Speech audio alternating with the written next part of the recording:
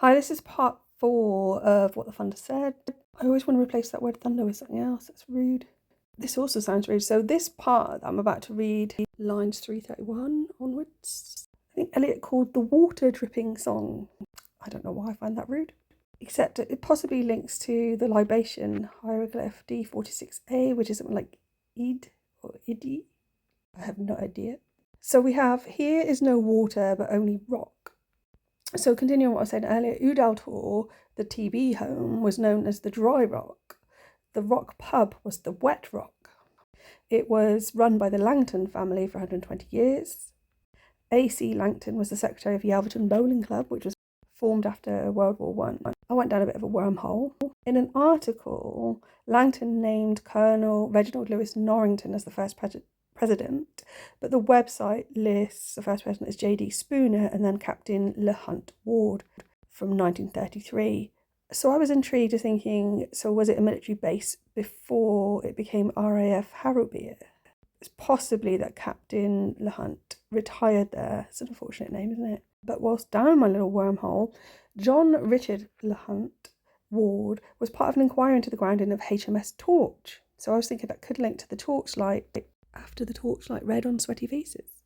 Usually links to something that's happened in the past and sort of a prophecy to something in the future, and then this overriding message of something spiritual or mythological, I think.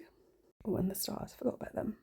I couldn't find much about Colonel Norrington, but his daughter Iris Beryl Norrington married Joshua William Stewart Emerson, who was in the SOE, and his listing included time at Fort Austin in Plymouth, which I used to live near years ago and didn't realise that was used for that.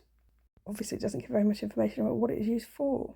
The War Memorial listing for Yalverton Town Hall, I think it is, includes what is probably his brother, which is a H.S. Emerson, who, it says, went to the Ravenscroft Prep School, which later became the Officers' Mess.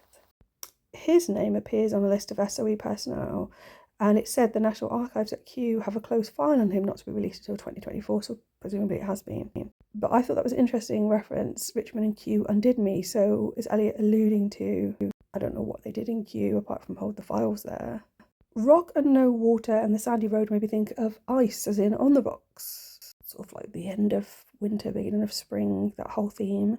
But I also think that could link to hideouts.